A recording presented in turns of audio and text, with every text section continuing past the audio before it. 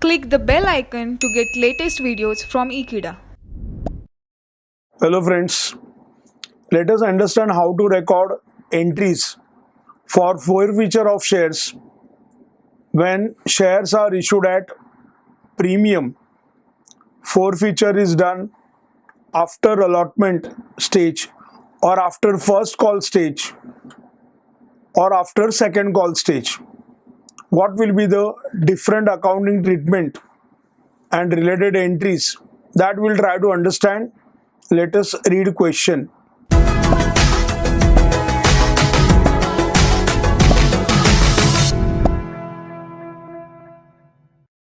Tolke Company Limited issued 4,000 equity shares of 10 each at a premium of 2 per share, that is at the rate of 12.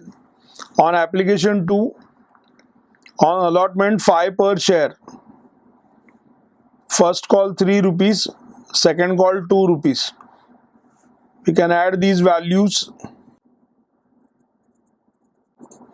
2 plus 5 plus 3 plus 2. Total is 12 rupees. Here at the time of allotment we are collecting 5 rupees, of which 3 rupees towards share capital and 2 rupees of share premium. Mr. Pankaj was allotted 80 shares. Give the necessary journal entries relating to forfeiture of shares in each of the following alternative cases. Case 1. If Mr. Pankaj failed to pay allotment money and his shares were forfeited. That means here in this case, he has paid application amount.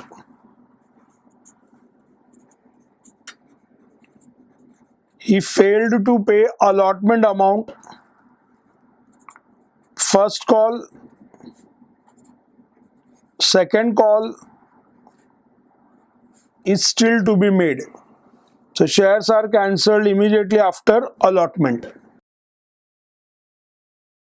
If Mr. Pankaj failed to pay allotment money and on his subsequent failure to pay first call, his shares were forfeited. So in second case, he has paid application amount, he failed to pay allotment amount, he failed to pay first call amount, and now his shares are forfeited at this stage. Second call is still to be made. Case 3, if Mr. Pankaj failed to pay first call and his subsequent failure to pay final call, his shares were forfeited.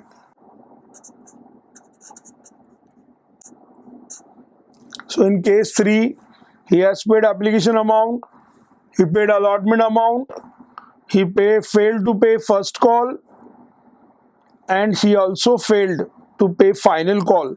Then his shares are forfeited. All three situations covers forfeiture, but at different stages of issue of shares. So we are required to understand the difference in journal entries relating to these three alternative cases.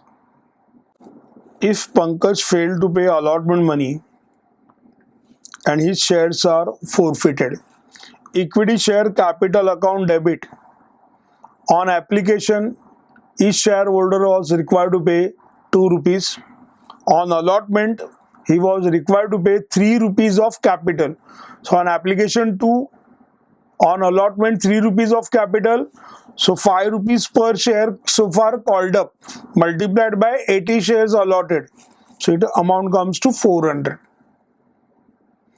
He failed to pay allotment amount, that means he didn't pay securities premium account.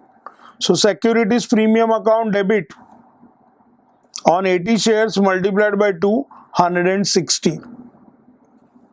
To calls in arrears account, he didn't pay allotment amount of 5 rupees per share, that is 80 multiplied by 5, calls in arrears 400. Finally, share forfeiture account 160 rupees. He paid only application amount on his 80 shares, 2 rupees per share.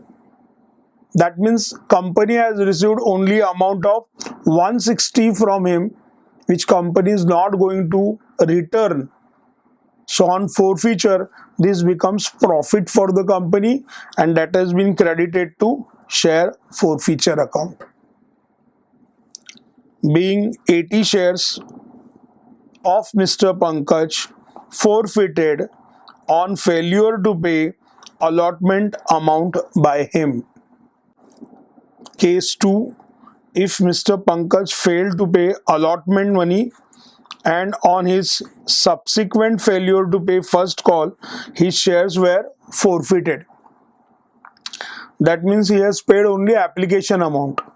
He didn't pay allotment amount, he didn't pay first call amount, and his shares are forfeited. Equity share capital account debit. Mr. Pankaj has not paid allotment amount of 5 rupees and first call 3 rupees. 5 plus 3, 8 rupees. 80 shares multiplied by 8, 640. He didn't pay securities premium, 80 rupees multiplied by 2, 160 rupees. Two call scenarios.